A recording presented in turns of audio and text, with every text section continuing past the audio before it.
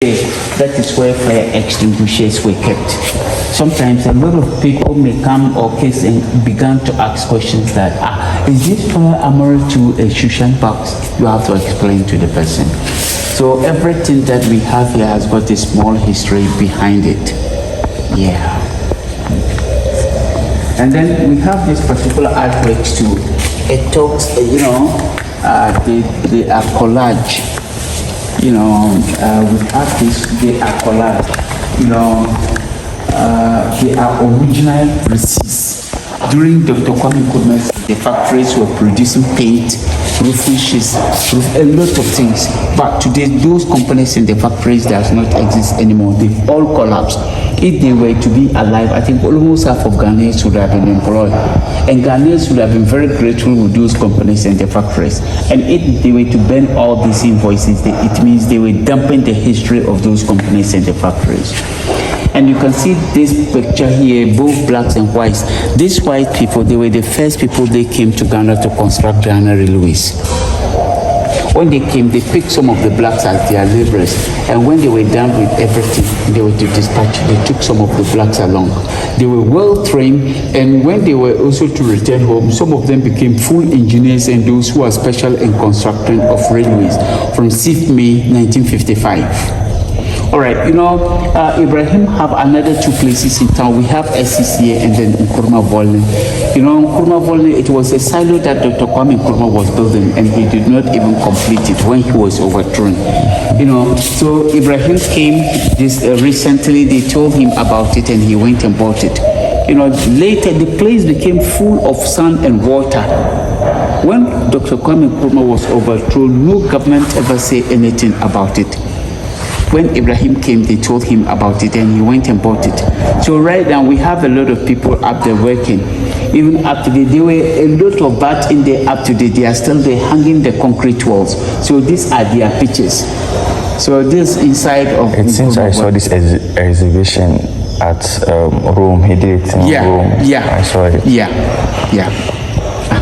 So this symbol, it is related to the trains that we have outside there. That is Ghana Railway. And we have this train over here. It was the first train that came to Ghana. Yeah. No one outside. So this one, no. The one we have outside there is second class, but this is the first class. This particular train doesn't exist anymore. They were using coal. You can hear that for some time ago, people were saying that there was a train that used charcoal. Yeah. The real charcoal. That particular coal, it looks like charcoal. Mm-hmm. So these were the trains that were using it. And you can see the trucks in the picture. That is the trucks we lay outside there. So this one, it is connected to the one we have outside there. So, and then we have this headlights of this particular train. We have it inside here.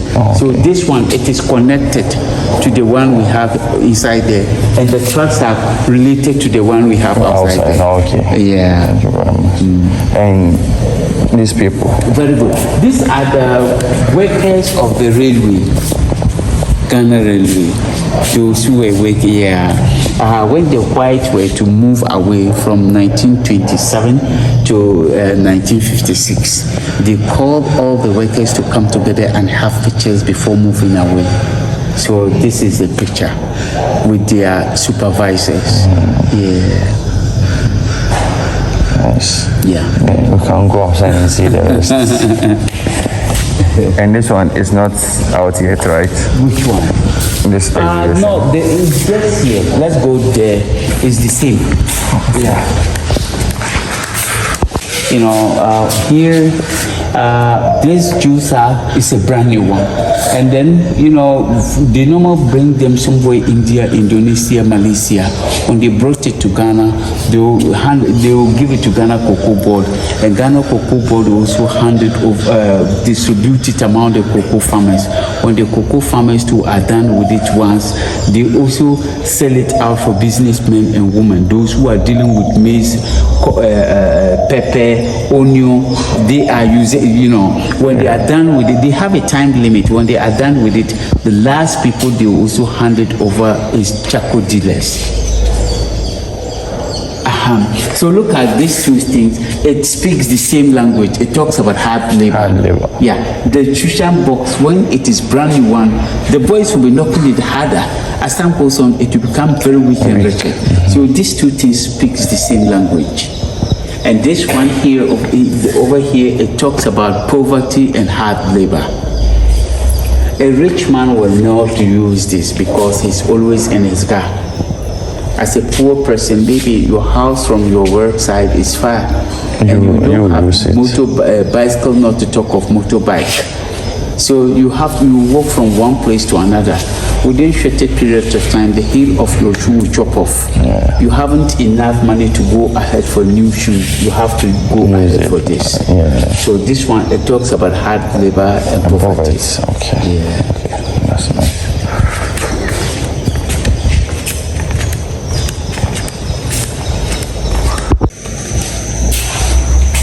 This is a jet engine. It was given to us by John Dramani's youngest brother, Ibrahim Mahama, that we should keep it in our museum. There are a lot of people who have never seen a jet engine separated standing this way before. We have the sound systems that they were using those days. The latest one is the CD plays that we have today. That is gramophone. Those days, we have about 15 of them, and they are workable ones. Are they working? Yeah, they are working, but this one doesn't work. We have about 15. This one is just for, And those days a lot of people were calling this one plate. Some were calling it cassette, but the real name is vinyl. Yeah. And then we have this brass. It was used by rich people. They were not using it for food nor water. Some of them buy them, keep them in their rooms for decoration. Some of them buy them as treasure. Some of them buy them, keep their expensive clothes inside. But the one poor people were using were weaved by grass, and we are yet to bring those ones. And we have these mugs, they are about 90 to 100 years old. Ibrahim collected some of them from some of these our northern chiefs. And some of them were these local bulletproofs. When he went for it, they have to disconnect everything before handing them over to him. And his aim that is going to build a factory that will start weaving the material. They will use it for special wall kitchens, pillowcases, and benches. And it is going to be a special product from North here to Europe. Those who are at home jobless, they will employ half of them to come and occupy the factory. They will learn and work at the same time. At the end of the month, he paid them. All right, we have this. There are jewelry boxes that were used by rich people and those who were dealing with gold. This one is an ashtray. These rich people who were cigarette smokers, this is where their cigarette ashes were kept. And some of them were using it as their candle stands. All right, and this one too is a lamp when there were no electricity. They will fill it with shea butter, put cotton at the edges, light it, and it produces light. All right, and then here we have this bean balance. It was made by a certain Akan professor. He introduced this to West Africa. Those who were dealing with gold, diamond, they were using this. Even up to date, some areas they still use this. Yeah. This one too is a welding gun used by welders those days. They were using this to join something like non-ferrous metals, and those who were dealing with gold used this to melt it. All right, and this one too is a stove that they used to cook food those days. Soldiers were using it when they were outskirts, places like bush. This place has got stands using kerosene. Yeah. And then the headlights of the first class train we saw in a picture. Yeah. And then here, we have this mirror over here. It was used by rich people and chiefs. When Europeans those days were coming, they normally come along with some of these mirrors. This mirror by that time could produce about 400 to 500 slaves. But today, when you give it to a poor person, he will ask you to take your troubles away. You can't even see yourself. Yeah, you can't see yourself because it has been long. Wow. We have historical books here. These are some of the books they were using in Parliament. From 67 to 74, 71, 69, 70. We have trade report 1966 to 1968. A lot of people never come to this place for research through these books. We have this helmet during Second World War. It was used by British soldiers, and this is where their bullets were kept. This one were used by their policemen. All right, let's talk about which birds. When you look at this bird, from the neck up to the head is rare, but here is a wood made by the hunters of these birds. And where you can find these birds is Mali. You know, they will put it on their head. They have a certain costume they put on. Go to the place where the birds are. They have a certain dance. They will start it with songs. The birds will start coming. They began killing them. And where you can find them is Mali. Some of the hunters, they came and sold it to Ibrahim to teach him how to use it. We have different types of plantains here.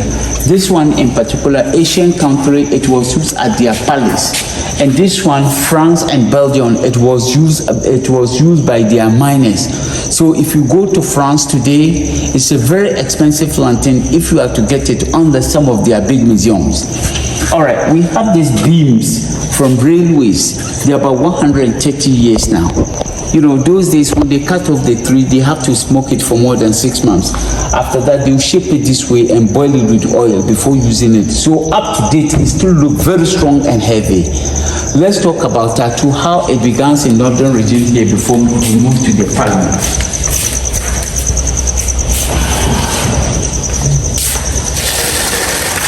All right, how tattoo begins in northern region here. It was used by traders and these Kayayu women when they were about to go to southern sector. They were writing their names on their arms, their community names, and some of their family members' names. It was for identification purpose or ID card. This person has written his name on his arm that Ablai Patargu. You know, Patargu is a community in the northern region here, and some of the family members' name has been written on the arm in case of any accident or the person passed on. These are the names they will use to trace the person's family. But today, a lot of people are using tattoo as fashion. From beginning, it wasn't like that. It was for identification purpose or ID card. All right, let's move to the Parliament.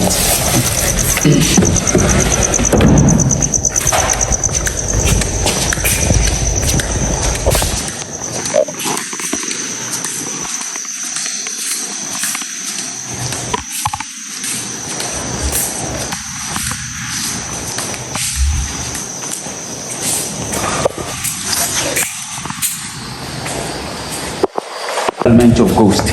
And where you can find this place on this planet is UK. They have a town called Manchester City.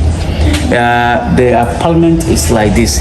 Ibrahim last went there for an exhibition and he was told to do it in there. When he got there, he said no, he has to come to this place and build one so that people also come and benefit something from this place. Actually, almost half of his artworks, he has been doing it here. A lot of programs, activities has been taking place here. When we have the meetings, programs, we spread mud all over this place up to the middle. The steps are sitting places. The ghosts that we are talking about, not real ghosts, like naturalism things that are not suitable for modern times, like colonial era, things that they were using, objects, those things are dead and he's trying to bring them back to life. Activities, programs that have been held here are all part of the ghosts that we are talking about. And we have archives, like already used materials that are kept for future reference. Time is coming, you even pick a cement will be coming out from the factory and you never see it in the paper form. Time is even coming, you pick a cement paper, you ask a kid, what is it? And they wouldn't be able to tell you what exactly it is. And the cement has been used, leaving the paper aside, and the paper has been transformed into something that